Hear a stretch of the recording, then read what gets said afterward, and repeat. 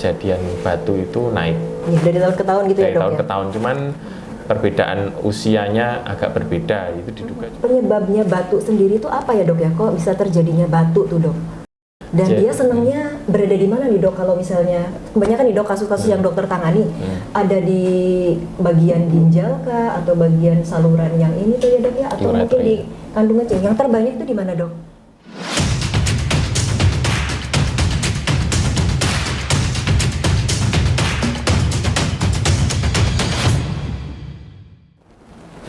Assalamualaikum warahmatullahi wabarakatuh. Waalaikumsalam warahmatullahi. Sobat RSI, kita berjumpa lagi di acara podcast Ngeteh Ngobrol Enak Tentang Hidup Sehat Rumah Sakit Islam Yogyakarta PDHI bersama saya Ika Mustikawati.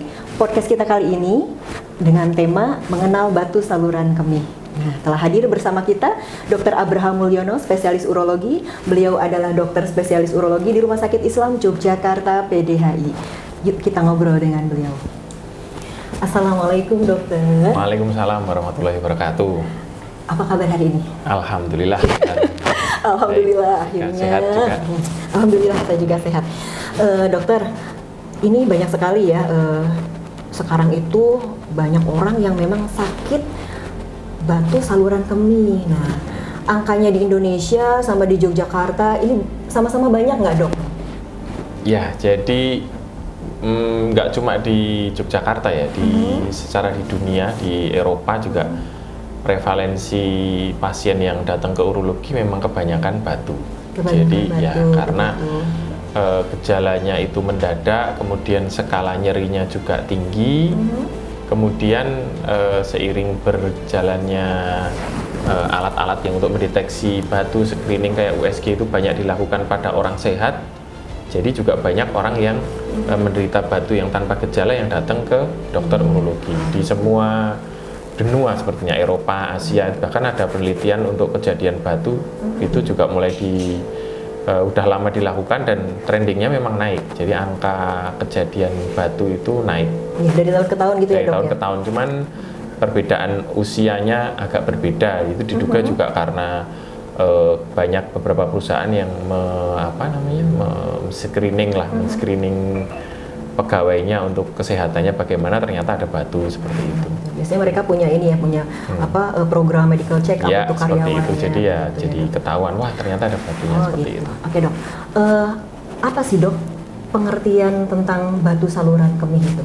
Jadi kalau batu saluran kemih itu kita kembalikan ke asal katanya ya. Jadi saluran kemih itu kan ada beberapa bagian ya. Mungkin sambil kita lihatkan gambarnya biar lebih paham ya. Nah, jadi saluran kencing manusia itu laki-laki sama perempuan itu hampir sama. Jadi ada bagian ginjal, ini ginjal yang di sini. Kemudian ada ureter atau saluran ginjal. Kemudian ada kandung kemih, kemudian ada uretra. Jadi yang membedakan antara laki-laki dan perempuan hanya panjangnya uretra ini yang berbeda. Jadi secara keseluruhan mirip-mirip. Jadi ada ginjal, ada uretra atau saluran ginjal yang nanti akan mengalirkan urin ke dalam kandung kemih. Kemudian setelah kandung kemih penuh akan dikeluarkan melalui uretra. Nah, batu yang ada di semua saluran ini, baik pada ini ujung kaliks atau ini kayak ruang-ruang ya. Jadi ada ruang-ruang kecil, kemudian ruang-ruang kecilnya ini berkumpul menjadi ruang besar, kemudian nanti turun. Lah ini semua batu yang ada baik di kaliks atau di pelvis, ini ruang yang agak gede namanya pelvis, kemudian di saluran ureter ini itu namanya batu saluran kemih. Kemudian juga bisa juga batu terjadi di kandung kemih. Kemudian batu yang nyangkut di saluran uretra sini biasanya laki-laki, kalau perempuan jarang nyangkut karena uretranya itu pendek ya. Jadi semua batu yang ada di saluran sini ya itu namanya batu saluran kemih gitu. Cuman ya ada yang bergejala, ada yang tidak, seperti itu. Ya. Penyebabnya batu sendiri itu apa ya, Dok ya? Kok bisa terjadinya batu tuh, Dok? Iya. Dan dia senangnya berada di mana nih, Dok? Kalau misalnya kebanyakan nih, Dok, kasus-kasus yang dokter tangani ada di bagian ginjal kah atau bagian saluran yang ini tuh ya, Dok ya? Atau mungkin di kandung kencing. Yang terbanyak itu di mana, Dok? Jadi antara yang terbanyak itu pertanyaannya bagus ya. Jadi terbanyak yang sebenarnya ada di manusia itu terbanyak di mana, atau yang terbanyak datang ke poliurologi gitu. Jadi karena batu yang menimbulkan gejala itu adalah yang di ureter sini, karena ini kan saluran ureter sempit ya. Jadi kebanyakan yang datang ke periksa ke dokter urologi itu adalah yang di ureter sini, karena yang di sini itu gejalanya sangat mendadak, kemudian skala nyeri. Jadi kalau nyeri itu ada skalanya 1 sampai 10, itu bisa sampai 8, 9, bahkan ada ibu-ibu yang pernah melahirkan tuh rasanya mirip seperti melahirkan sakitnya. Jadi saking sakitnya sakit sekali ya. Karena sakitnya itu, dan kemudian mendadak juga sakitnya hilang, kemudian sakit lagi lah, seperti itu yang membuat pasien itu buru-buru ke dokter, baik ke dokter umum, kemudian nanti dirujuk ke urologi. Nah ini paling sering. Jadi yang paling sering ke UGD ataupun ke poliurologi itu adalah batu yang di saluran ureter ini, karena dia kecil, kemudian menyumbat, menyebabkan bengkak saluran ureternya maupun ginjalnya, kemudian rasa nyeri yang sangat. Jadi itu yang paling sering saya jumpai. Walaupun secara kenyataan, secara teori, batu itu paling sering terbentuk awalnya sekali itu di kalix-kalix di sini. Berarti di ginjal ya, di ginjal. Cuman karena tidak bergejala atau pasien tidak merasakan apapun, bahkan beberapa pasien termasuk teman dokter saya pun itu ada yang batu di ginjal gede banget, itu gak tahu. Nggak kerasa Gak tahu. Jadi bahkan dokter pun tuh ada batunya di ginjal tuh nggak tahu. Dia tahu ada batunya hanya gara-gara medical check up, dia habis kecelakaan medical check up, terus loh kok ada batunya ya, seperti itu. Jadi memang kadang batu di ginjal itu tidak ada gejalanya seperti itu. Jadi secara teori karena terbentuknya di awalnya dari sini, yang paling sering ya memang paling banyak seharusnya di ginjal. Cuman kenyataannya dalam praktek pasien yang ditemui oleh dokter kebanyakan yang di ureter seperti itu. Tapi bisa juga batu di kandung kemih atau batu di uretra gitu juga bisa. Gitu. Kalau penyebab batu itu dok, terbentuk karena apa? Kenapa jadi, tuh dok penyebab? Ya, bisa jadi batu gitu loh. Ya, jadi ginjal itu perlu diketahui dulu ya. Jadi ginjal itu adalah mesin cuci darah terbaik yang diberikan Allah kepada kita. Jadi kalau orang bilang, "Wah, itu pasiennya sudah cuci darah, wah pasiennya sudah cuci darah." Itu sebenarnya perlu kita pahami, kita semua manusia itu cuci darah tiap hari. Jadi kita itu mempunyai alat cuci darah yang luar biasa, dikasih Allah 2, dan itu untuk mencuci darah kita sendiri, sehingga sisa metabolisme, kotoran segala macam itu kita buang lewat kencing. Bahkan zat-zat yang kita konsumsi berlebihan yang tidak baik untuk tubuh itu karena nggak stabil di dalam tubuh kita, itu dibuang atau dicuci oleh ginjal kita sendiri. Jadi ginjal itu yang saat pertama fungsinya untuk mencuci darah secara gampang, walaupun secara teori banyak fungsinya ya. Ini nggak perlu saya jelaskan satu-satu. Intinya dia mencuci darah sehingga darah kondisinya bagus dan membuang sisa cuciannya itu dalam bentuk urin atau kencing. Nah, saat yang dibuang oleh ginjal itu mengandung zat-zat yang berlebihan, zat-zat yang berlebihan itu akan saling ketemu, kemudian ada gaya tarik-menarik sehingga terbentuk seperti kristalisasi. Jadi dia ngumpul gitulah. Nanti kalau udah terbentuk batu gitu ya bisa memunculkan gejala kalau sampai menyumbat atau infeksi, atau bisa juga tidak menimbulkan gejala. Lah, terus penyebab munculnya batu apa aja ya? Secara garis besar ginjal itu punya zat penghambat batu. Jadi walaupun kita mengkonsumsi makanan atau sesuatu yang tidak baik, maka dibuang oleh ginjal, terbentuk kristal-kristal di ginjal, tapi ginjal kita juga mempunyai zat untuk menghambat pembentukan batu. Jadi mengeluarkan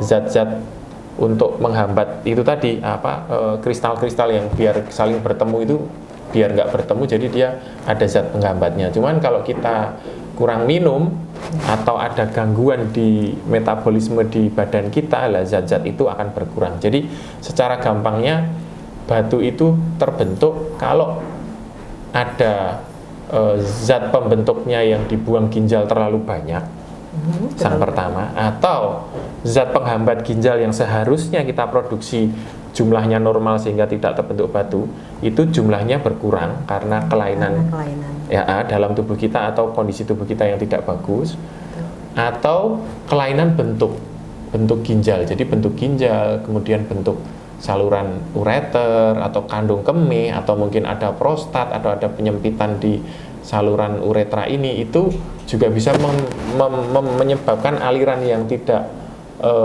wajar, sehingga kristal-kristal yang sudah dihambat oleh zat yang di ginjal untuk ketemu, jadi udah dihambat ketemu, tapi karena ada misalnya nih ya, ada penyempitan di sini, jadi dia kan numpuk, jadi turunnya kan nggak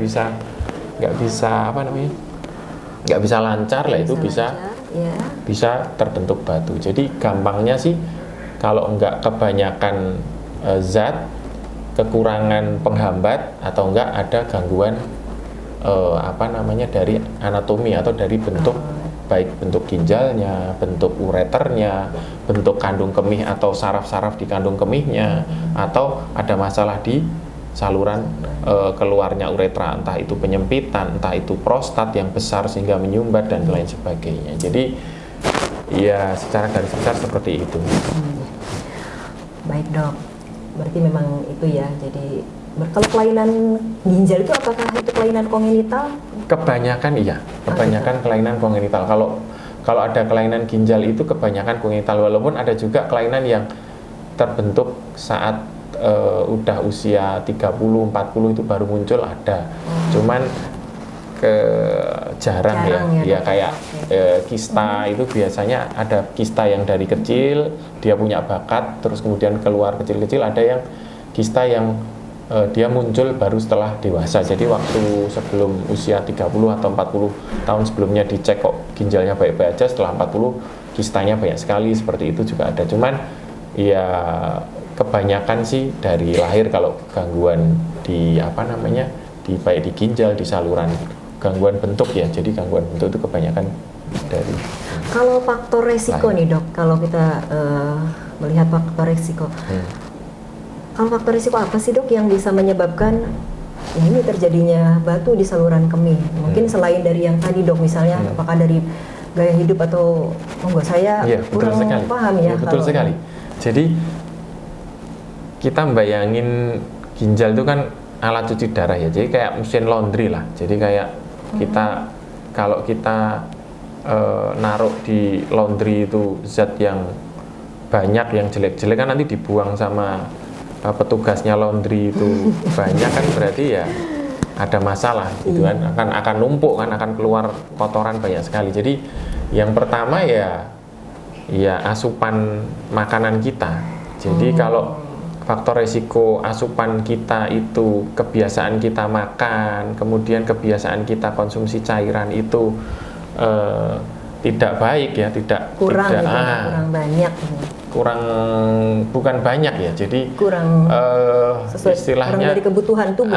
Betul. Jadi karena kalau nanti beberapa pasien itu saking takutnya kena batu ginjal, mungkin karena temennya atau keluarganya ada yang batu ginjal, terus dia minumnya berlebihan. Jadi bukan begitu, tapi kecukupan minumnya yang konsisten setiap hari ya, itu sebenarnya yang penting. Jadi bukan banyaknya, hari ini banyak, besok kurang.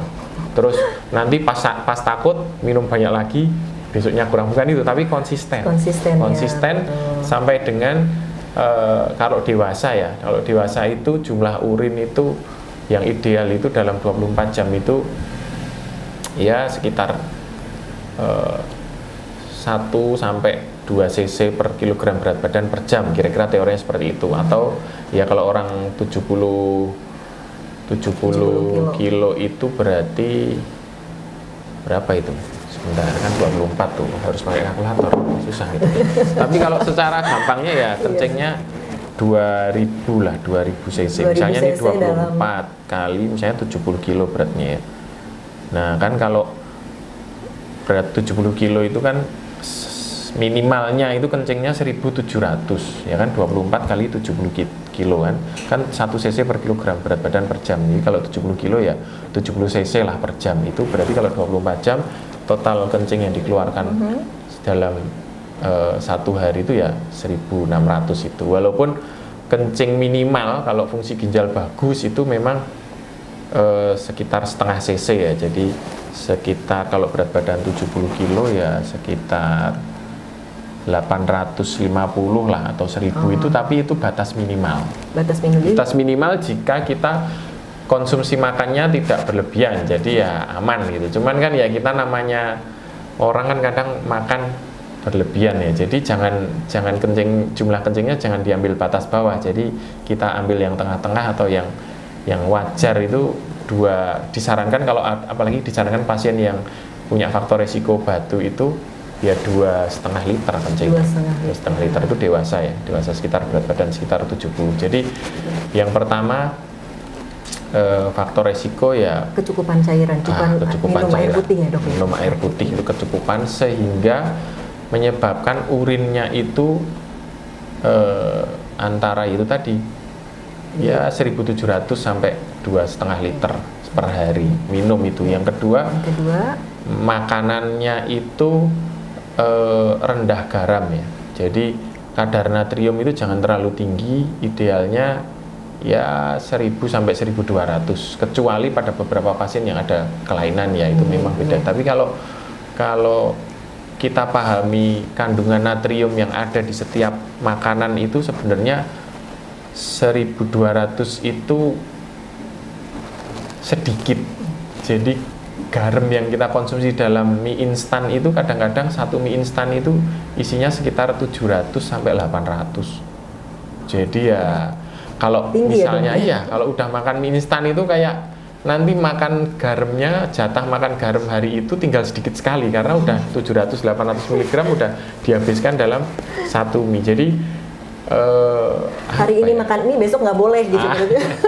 Bukan berarti saya nggak boleh makan mie, cuman kadar natrium itu bukan mie aja ya. Jadi kebiasaan masak yang banyak natrium itu juga ngefek sebenarnya. Selain itu ya banyak sebenarnya. Jadi faktor risiko ini tak ini ya. Saya ini di sini bisa karena keturunan, bisa karena asam urat, bisa karena infeksi, bisa karena ginjalnya cuma satu gitu. Bisa juga karena ada kelainan metabolisme seperti gangguan tiroid, kemudian ada kista ginjal yang banyak sekali gitu, polikistik, bukan kista yang kecil gitu bukan ya.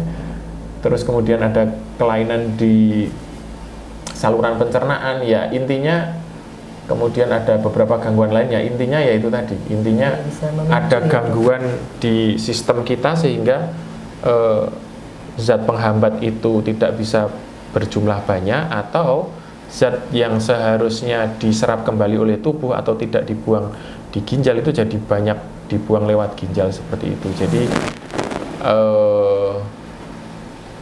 yang perlu dipahami ya, kalau kita merasa badan kita sehat ya kita harus memperbaiki terutama berat badan kita. Oh, berat badan, berarti nggak boleh gemuk. Berat badan, gampangnya itu minum, berat badan, dan konsumsi natrium. Dah itu aja. Dan sebenarnya ya tetap ya tiap 6 bulan dicek tensi, kemudian memantau ada hipertensi atau tidak gitu ya. Kemudian dicek fungsi ginjal, dicek kencing itu tetap ya disarankan tiap 6 bulan itu periksa untuk general check up. Cuman yang secara pesan yang harus dijadiin mindset atau pola pikir semua yang sering disepelekan itu yaitu berat badan. Jadi berat badan itu patokannya pakai body mass index. Jadi ngitungnya berat badan dibagi tinggi badan dalam kuadrat, dan itu tidak boleh lebih dari 25. Jadi misalnya nih tingginya 170, itu berat badan maksimal itu cara ngitungnya 24,9 dikali 1,7 beratnya dalam meter dikali lagi 1,7. Jadi berat maksimalnya 71,96. Kalau Mbak Ika tingginya berapa? 158. Oke, jangan ngomong beratnya sekarang berapa, nggak usah. Kita hitung bareng-bareng ya. Aduh. 24,9. Karena kalau 25, body mass index 25 itu artinya udah obesitas. Jadi nggak boleh. Anggaplah 24,9, jadi body mass index kita mepet atas, hampir disebut gemuk secara WHO. 24,9 kali tingginya berapa?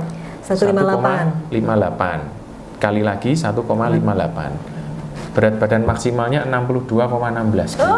Oh, belum yang di situ. Nah, berarti resiko untuk terjadi sindrom metabolik itu terutama ya karena berat badan berlebihan, kemudian tensi, kemudian kolesterol, kemudian lingkar perut, segala macam itu akan membuat kondisi yang tidak bagus di dalam semua organ sebenarnya. Jadi ya usaha kita untuk mencegah semua penyakit sebenarnya nggak cuma batu ya, itu ya kembali ke itu tadi, jangan berlebihan. Termasuk berat badan. Termasuk saya masih berlebihan gitu. Saya targetnya masih kurang 2 kilo lagi turunnya. Jadi nggak kelihatan loh, Dok. Enggak, ini secara WHO saya obesitas. Secara WHO saya obesitas. Walaupun saya udah berusaha turun sekitar 10 kilo dalam 3 tahun terakhir ini, saya udah turun 10 kilo. Tapi ini masih obesitas. Jadi silahkan dihitung sendiri. Nanti pokoknya 24,9 konstantanya dikalikan tinggi badan dalam meter. Tapi misalnya tingginya 150 ya, 24,9 kali 1,5 kali 1,5. Nah, itu berat badan maksimal. Itu maksimal ya. Tentunya jangan lupa yang lain ya, konsumsi natrium, konsumsi air, kemudian nanti tensi, kemudian pemeriksaan penunjang yang lain seperti itu. Kemudian Dok, maaf ya Dok nih, kalau misalnya minum-minuman seperti ya, saya nggak bisa nyebutin merek ya, yang untuk penguat penguat stamina itu loh, peningkat stamina itu gimana Dok? Berpengaruh tidak Dok terhadap kesehatan ginjal? Jadi sebenarnya kalau dikonsumsi dalam jumlah yang wajar, kemudian tidak terlalu sering, sebenarnya sudah diteliti dan itu aman sebenarnya. Cuman sang penjual minuman yang seperti itu, dia tidak menuliskan batas maksimalnya dikonsumsi oleh orang beberapa kali, kemudian dalam hitungan berat badan kan semua zat kimia itu kan hampir semua yang ditaruh di sebuah minuman itu kan sudah diteliti ya. Jadi dia ada kadar batas maksimal yang boleh dikonsumsi dalam 1 hari. Nah, sayangnya itu nggak dituliskan. Nah, bahkan di iklannya pun seolah-olah minum tiap hari nggak apa-apa. Nah, gitu. Jadi itu yang saya agak khawatir karena yang pertama berat badan tiap orang berbeda. Betul. Yang kedua, tidak semua orang itu awalnya ginjalnya sehat. Betul. Tidak semua orang itu metabolisme tubuhnya normal sehingga bisa mencerna zat-zat seperti itu.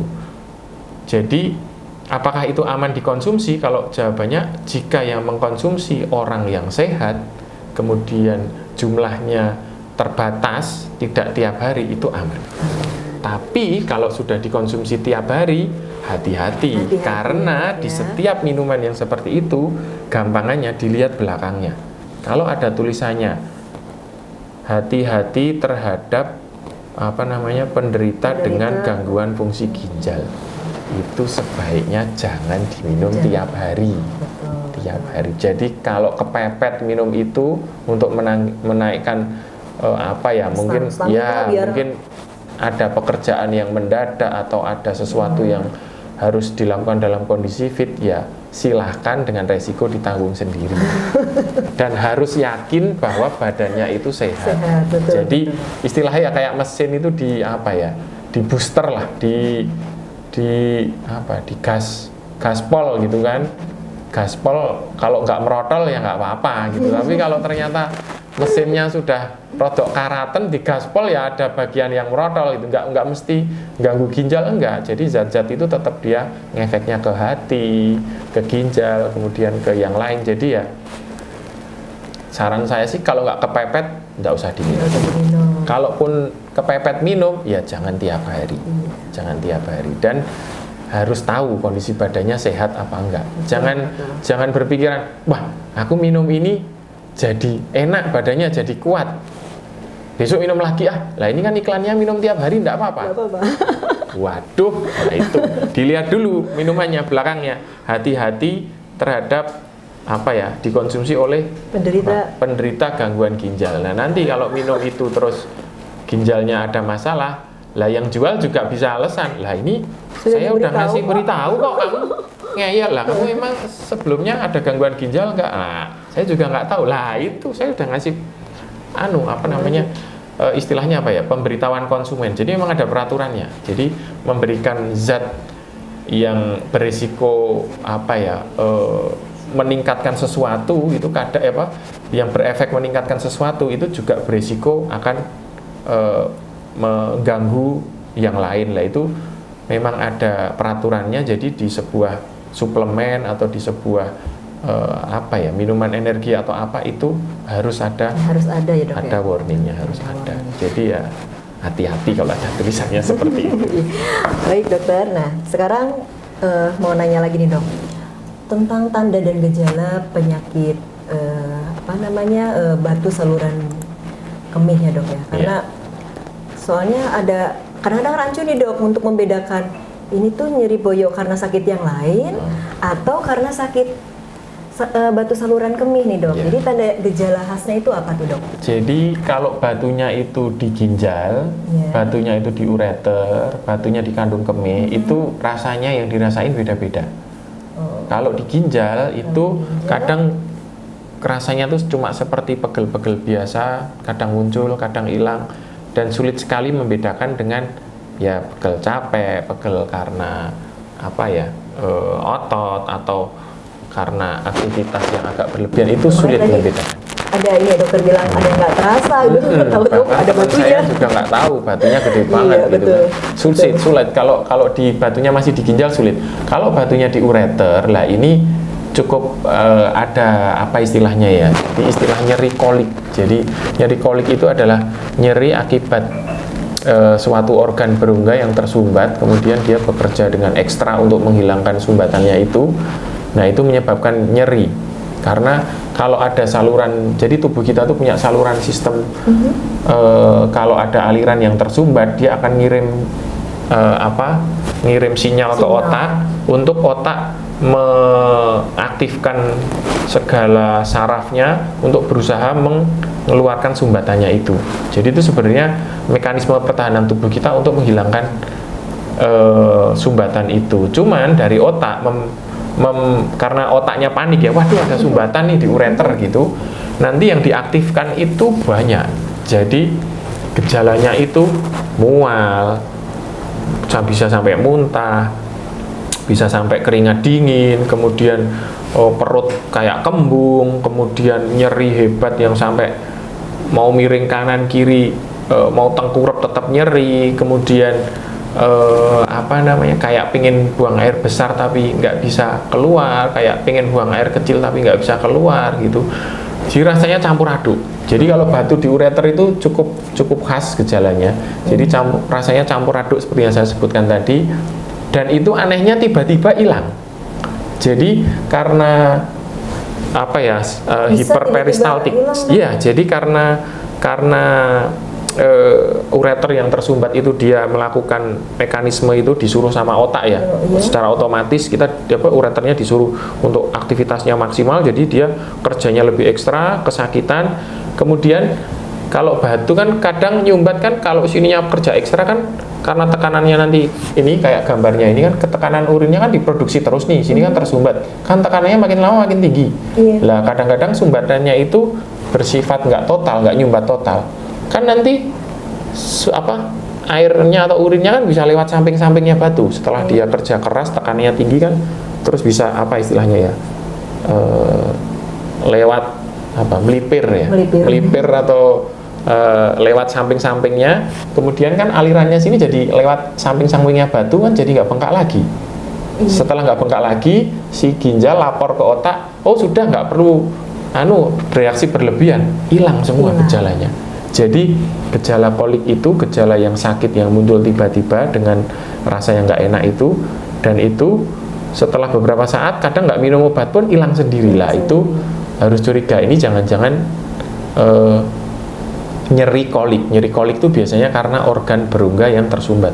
Nggak mesti di saluran ginjal ya, bisa saluran pencernaan, bisa saluran reproduksi, kemudian ya, cuman memang kebanyakan di saluran ureter ini. Lah terus membedakan dengan sakit ginjal yang lain, ya, dengan nyeri punggung yang lain. Jadi nyeri di punggung itu ada masalah di otot atau di saraf. Kalau otot biasanya karena kecapean aktivitas saja. Kalau di saraf mungkin ada hubungannya dengan pernah terjatuh atau terjatuh dalam jangka lama, atau dalam dulu pernah jatuh yang sampai nggak bisa jalan segala macam.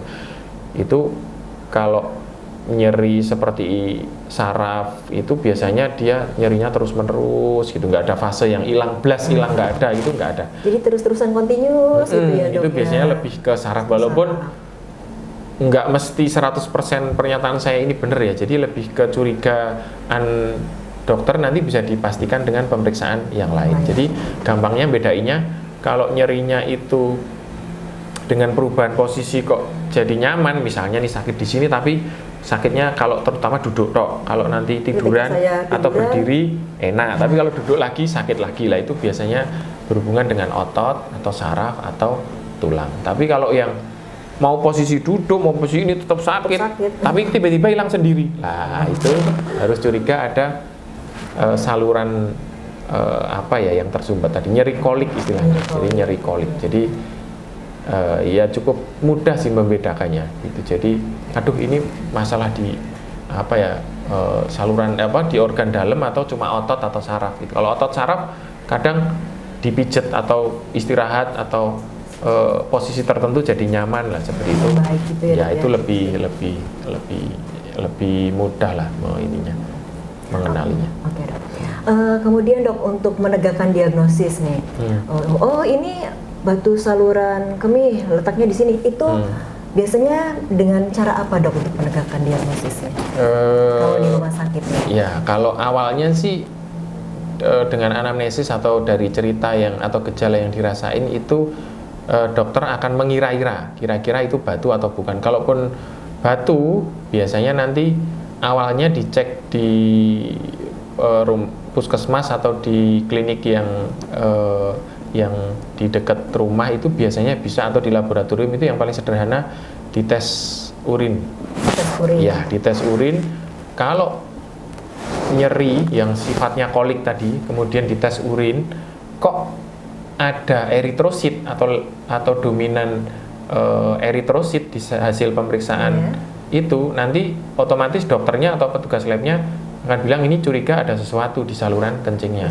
Entah itu batu, entah apa. Memang paling sering batu ya, walaupun ada kemungkinan yang lain. Tapi kalau nyeri yang kolik yang hebat seperti itu, kemudian dicek kencing kok dominan eritrosit, kemungkinan batu.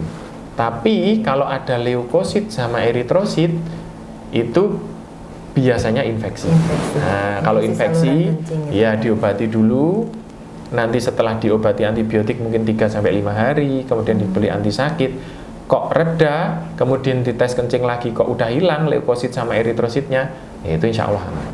Tapi kalau setelah diobati kok leukositnya hilang, udah nggak ada lagi, leukosit itu artinya tubuh kita melawan bakteri ya. Jadi kayak sel darah putih itu akan keluar saat ada bakteri atau organisme yang tidak bersahabat di saluran kencing, kemudian dia mengeluarkan itu untuk melawan. Leukosit itu kayak sel darah putih. Nah, kalau itu setelah diobati kok leukosit hilang, tapi kok eritrosit masih dan gejala nyerinya masih, lah itu patut dicurigai batu, dikirim ke rumah sakit yang ada pemeriksaan lebih canggih lagi. Nah, dengan cara apa nih, Dok? Alhamdulillah di PDHI ini ada USG untuk ngelacak, untuk screening awal, kemudian kalau dan ronsen biasa, X-ray, kemudian kalau memang kecurigaan batu atau ada ginjal yang membengkak atau memang curiga ke arah batu, bisa juga di sini ada CT scan, dan CT scan-nya lumayan yang sudah mutakhir, jadi untuk mendeteksi batu yang kecil sekali bahkan sampai 2 mili, 3 mili sudah bisa. Jadi ya alhamdulillah saya bekerja di rumah sakit yang pemeriksaan untuk melacak batunya cukup lengkap dan mutakhir. Jadi ya insya Allah kalaupun sudah difoto dengan itu kok tidak ada batunya, ya itu bolehlah merasa aman. Wah, sudah nggak ada berarti ya. Jadi kadang-kadang ada juga pasien, wah dok saya ini gejalanya kayak batu. Wah, dia udah baca internet macam-macam, tapi kok kayaknya enggak ya. Wah, tetap ngeyel, saya pengen dicek kok ini batu. Lah itu bisa dicek pakai CT scan, itu bisa. Jadi kalau udah dicek CT scan kok tidak ada batu, jadi ya insya Allah aman. Walaupun kalau nggak ada gejala ya seharusnya nggak usah dicek ya. Jadi jangan terus datang minta CT scan, itu jangan, karena itu kan radiasi ya. Cuman kalau artinya gini, kalau curiga ke arah batu ataupun sudah ada batu kemudian diobati sudah keluar, itu kok dicek CT scan bersih, itu insya Allah bersih. Itu terutama kalau pasien yang pernah kencing keluar batu juga jangan terus beranggapan, wah saya sakit kolik terus beli obat terus kencing keluar batu, berarti batunya udah keluar, berarti udah aman. Salah. Belum tentu ya. Belum tentu. Ya kalau satu. Iya, kalau ternyata batunya banyak, di ginjal ada 5, yang keluar 1, masih 4. Nah, itu yang kadang-kadang disepelekan, nanti setelah 2-3 tahun, ginjal yang sebelah yang ada batunya, fungsinya menurun. Nah, eman-eman. Jadi kalau kolik, curiga batu, dari dokternya, atau diperiksa sendiri ke laboratorium, kok kencingnya ada eritrositnya, atau ada sel darahnya, lah itu monggo bisa diperiksa lebih lanjut untuk dipastikan itu tidak ada batu gitu. Berarti tadi pemeriksaannya cek urin, kemudian USG dan CT scan. Terakhir CT scan kalau memang CT scan. Kalau perlu banget memang harus di CT scan, tapi kalau enggak, tiga-tiganya sudah dilakukan. Nah, terus memang ada batunya. Nah, penanganannya dok, apakah harus selalu dengan operasi, bisakah dengan obat-obatan? Nah, itu bagaimana dok penanganan batu itu? Ya, bagus sekali pertanyaannya. Jadi tetap dokter itu akan berusaha memberikan solusi yang paling aman untuk pasien. Selama masih bisa diobati, akan menyarankan untuk diobati, dan tentunya merubah kebiasaan buruk yang selama ini dilakukan jadi menjadi kebiasaan baik, biar nggak muncul lagi. Nanti jangan diobati batunya tok, tapi kebiasaan minum kurang, kemudian berat badan berlebih, kemudian ada gangguan yang lain misalnya tensi atau gula atau apa, itu juga nggak diperhatiin. Jadi ya kolesterol tinggi, asam urat tinggi, ya sama aja. Nanti berapa muncul lagi datang lagi, ya nggak selesai. Jadi diobati bisa, kemudian faktor resiko atau penyebabnya atau kebiasaan jelek dihilangkan, ditinggalkan, seperti itu. Dan edukasi ya dok, obat-obatan dan edukasi. Ya, jadi kalau batunya itu di saluran ureter di sini ataupun di kandung kemih ukurannya masih di bawah 5 mili, itu masih bisa diobati.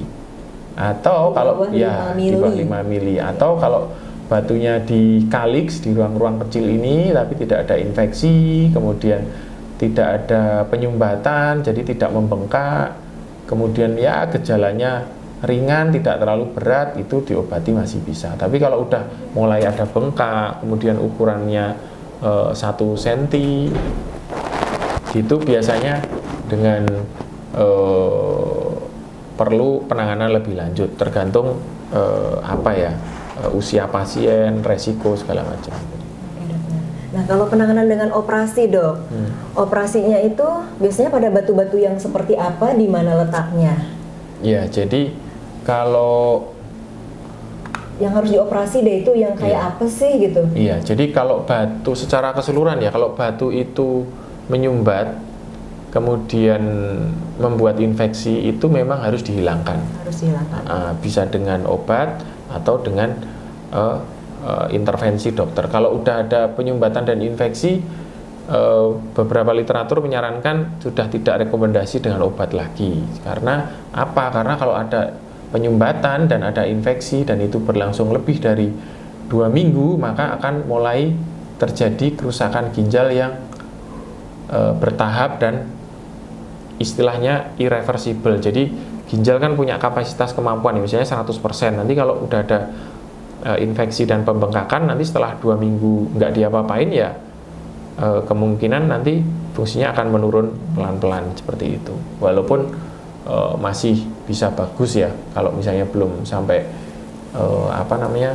belum sampai rusak total masih bisa lah untuk jeda. Jadi kalau ada batu di saluran ini, di saluran ureter sini kecil itu masih bisa diteropong namanya, diteropong itu. Nah, ini ada alat ini gedenya gimana ya? Bisa gede ya.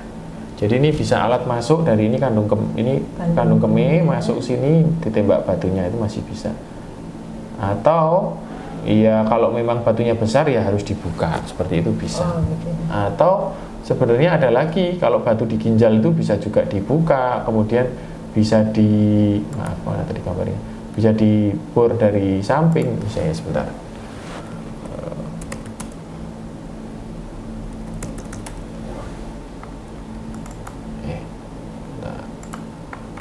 Jadi bisa juga ini bisa ini gambarnya.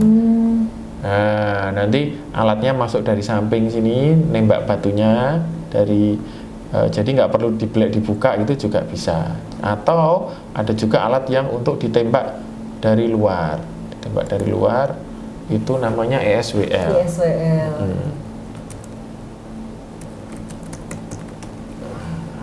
Sebentar.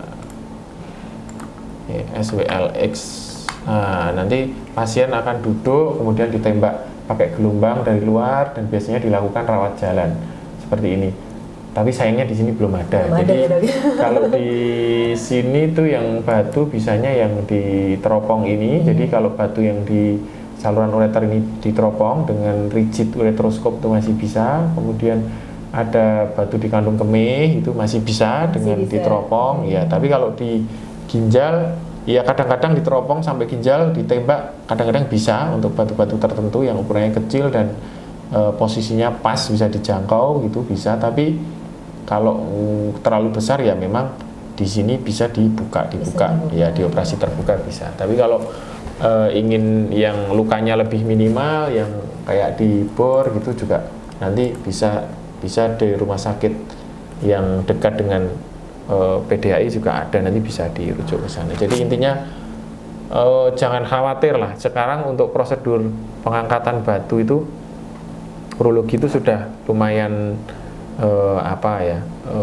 resikonya minimal dan lukanya bahkan tidak ada luka, dan ataupun ya lukanya hanya sedikit kayak di luka kecil aja kayak seukuran spidol gitu. Jadi ya jangan khawatir. Canggih ini berarti ya, operasi canggih. Ya, operasi canggih seperti itu. Oke, dokter.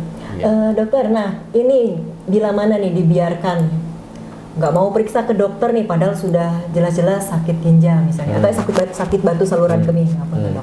Nah, itu komplikasinya apa dok bila itu tidak diperiksakan, tidak diinvestigasi? Kalau batunya itu hanya di ginjal dan dia tidak menyumbat dan tidak infeksi, ya resikonya sih cuman infeksi aja. Nanti infeksi, nyeri, nggak enak, dikasih obat antibiotik, sembuh gitu. Nanti infeksi lagi seperti itu. Cuman kalau infeksinya terus menerus ya resikonya nanti itu fungsi ginjalnya akan menurun. Gitu, terutama yang infeksi dan menyumbat. Nah, itu yang kalau dibiarkan nanti fungsi ginjalnya akan menurun ya. Kalau fungsi ginjal menurun ya kemampuan ginjal untuk mencuci darah tidak bisa, ya akhirnya ya harus dibantu dengan alat. Itu yang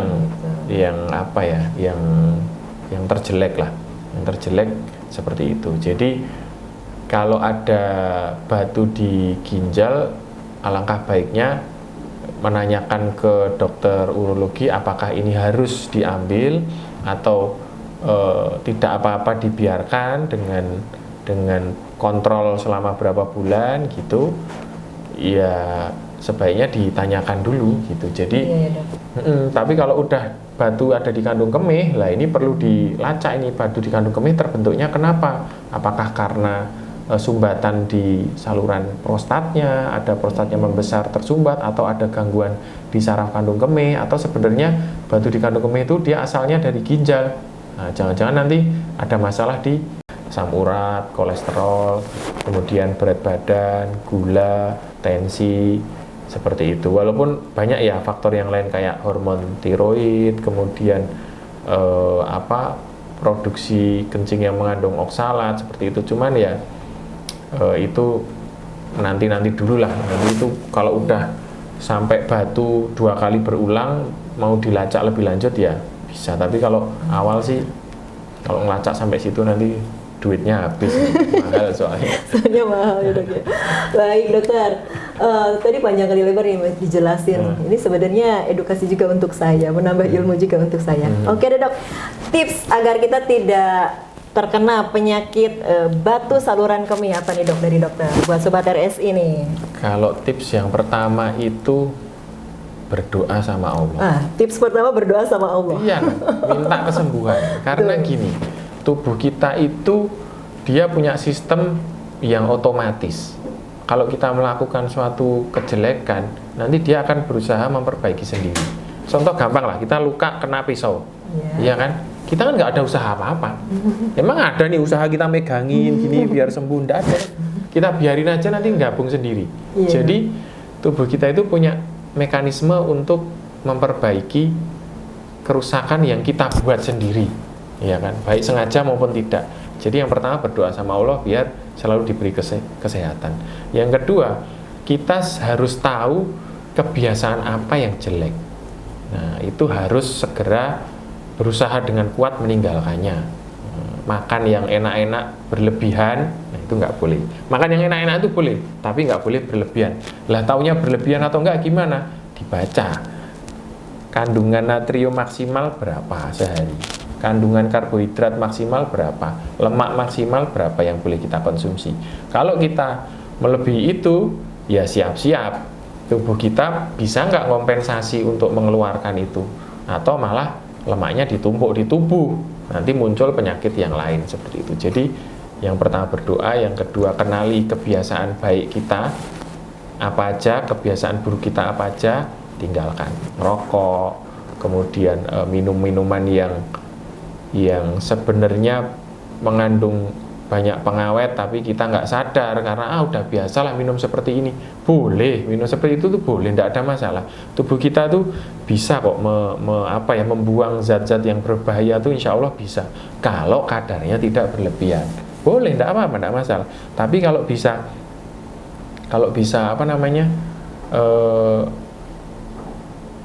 tidak minum itu, kenapa harus minum itu? Jadi minum yang aneh-aneh itu boleh, maksudnya untuk rekreasi aja, artinya ya pengen lah ngobati pengen boleh, tapi jangan yang jadi kebiasaan. Tetap jadi kebiasaan. Kalau ada yang bilang kopi teh menyebabkan batu, lah kalau sehari semalam minumnya kopi sama teh tok ya iya benar, tapi kalau teh kopi ya 1-2 gelas sehari itu dengan dibarengi minum air putih yang cukup, bukan banyak ya, cukup. Artinya urinnya ya tadi jumlahnya bisa sampai 1.700 sampai 2.500 itu. Kalau penasaran ya silahkan ditampung setiap kencing, dihitung pakai botol itu lebih bagus lagi. Diukur. Ya. Bagus itu nanti kalau memang aku bener nggak sih minumku udah cukup belum sih gitu kan. Jadi kalau kebiasaan itu kita lakukan terus menerus ya insya Allah tubuh kita itu akan tetap bagus seperti itu. Ya walaupun ya namanya sakit itu bisa juga diberikan untuk cobaan, bisa juga. Kita udah berusaha semaksimal mungkin, udah kontrol dokter, udah cek rutin, kok tetap sakit juga ya bisa. Itu memang di luar kendali kita, itu bisa. Jadi ya usaha kita mengenali itu tadi. Berat badan, konsumsi garam, air, terus yang minuman-minuman yang beresiko merusak mengganggu fungsi ginjal. Nah, pokoknya ada tulisan belakang ginjal gitu ya. Ya jangan sering-sering lah seperti itu. Terus apa ya? Ada lagi? Kalau suplemen kalsium itu memang ada beberapa penelitian yang memang ada batasnya ya. Konsumsi kalsium itu ada batasnya. Selama itu diketahui oleh dokter yang meresepkan konsumsi kalsium dan itu dikonsumsi dalam rangka untuk penyembuhan, ya itu tidak masalah. Tapi kalau nanti dikonsumsi sendiri, kemudian kan kadang aku takut tulang keropos, jadi makannya berlebihan lah, itu bisa juga membuat baik kalsium, vitamin C, vitamin D itu bisa. Jadi bisa beresiko lebih tinggi ya, membentuk batu. Jadi intinya suplemen boleh, tapi kita tahu asupan yang kita butuhkan itu apa, berapa. Kayak vitamin C, iklannya 500, 1000 ya kan. Iya. Itu sebenarnya bukan seperti itu. Kebutuhan kita sehari itu tidak nyampe 500. Lah terus ngapain kok minum 500? Kalau kondisi sakit boleh. Karena memang kita sel-sel tubuh kita memerlukan vitamin untuk regenerasi. Jadi butuh vitamin lebih banyak kalau pas sakit. Lah kalau pas sehat tidak usah. Tidak usah minum sebanyak itu. Lah terus berapa seharusnya saya minum vitamin C? Cari di Google kan ada tuh. Kebutuhan vitamin C per kilogram berat badan per hari. Nah, sama semuanya di Google aja semuanya. Ini saya iklan Google nih, padahal nggak dibayar sama Google nih ya. Nggak apa-apa. Cari natrium. Kalau bisa bahasa Inggris, alangkah baiknya dicari yang literatur bahasa Inggris. Karena yang bahasa Indonesia itu kadang-kadang itu dia terjemahan tapi agak keliru atau salah ngetik segala. Kalau bahasa Inggris, apalagi yang jurnal resmi bahasa Inggris dari website jurnal gitu, ya biasanya lebih terpercaya. Tapi kalau susah ya udah cari yang bahasa Indonesia yang kira-kira ada nama dokternya di situ. Itu biasanya sih sudah diedit ya. Jadi sebelum dimasukin di website, biasanya dokternya akan ngecek sebentar. Oh iya ini bagus, biasanya seperti itu. Jadi ya baca di internet juga hati-hati, tapi paling nggak udah ngecek itu udah lumayan. Oh saya kok seneng minum suplemen vitamin C ya, dicek kebutuhan harian berapa sih. Saya kok suka minum yang ada banyak kalsiumnya ya, boleh dicek, enggak apa. Saya kok suka makan yang banyak mengandung natrium kayak mie instan atau apa. Saya juga suka soalnya, saya generasi micin soalnya. Saya juga mikir nih, wah saya udah ngabisin ini berarti saya nanti nggak boleh makan garam lagi nih. Jadi ya kalau makanan kira-kira agak asin saya jauhi. Kalau perlu ya makanya jangan yang ngambil yang asin-asin. Gitu. Di rumah juga saya nasihati yang bantuin masak juga garam tuh jangan banyak-banyak. Kalau bisa itu makanan itu kurang asin. Nanti begitu kita kurang tambah sedikit. Tapi karena lidah kita kebiasaan kurang asin, maka kita akan nyaman aja dengan kadar garam yang segitu. Tapi kalau kita kebiasaan asin terus nanti tidak bagus. Tensi apa, jadi ya asin itu latihan di istilahnya ya, latihan jangan asin-asin gitulah. Baik dokter. Demikian Sobat RSI obrolan kita dengan Dr. Abraham Mulyono, spesialis urologi. Dokter, ini menarik sekali dokter. Nanti mau dijadiin seminar juga bisa ini. Oh gitu ya. Terima kasih atas waktu dan penjelasannya. Nah, Sobat RSI dimanapun Sobat berada, semoga ini bermanfaat, menambah wawasan, ilmu, dan pengetahuan Sobat RSI semuanya. Dan apabila Sobat RSI memiliki atau ternyata merasakan keluhan atau tanda dan gejala seperti yang Dr. Abraham tadi sampaikan, jangan ragu untuk datang ke Poliklinik Urologi Rumah Sakit Islam Yogyakarta PDHI bersama Dr. Abraham Mulyono, spesialis urologi. Beliau jadwal prakteknya hari Selasa dan Kamis jam 15 dan Jumat. Ya, Selasa dan Kamis jam 15 sampai jam 18 dan untuk hari Jumat jam 13 sampai jam 15. Demikian, sekian dan terima kasih atas perhatiannya. Sampai bertemu lagi di podcast selanjutnya. Wassalamualaikum warahmatullahi wabarakatuh. Waalaikumsalam warahmatullahi wabarakatuh.